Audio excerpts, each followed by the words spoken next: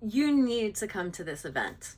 April 1st, online, sponsored by Cornell University. I'm an alum, class of 97.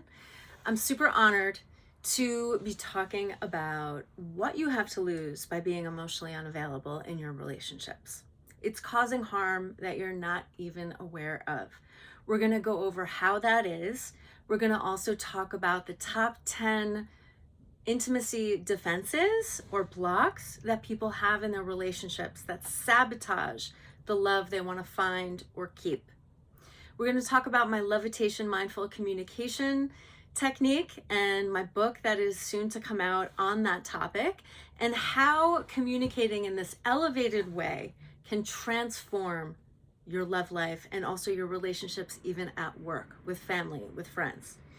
You don't want to miss this rare opportunity to really hear about so much that we don't talk about in our culture, in our society. Feelings, how to focus on them, how when you focus more on your feelings, intimacy grows. It's like an equation. But most importantly, you're going to leave knowing through the experience of this talk and workshop that your authenticity is your superpower.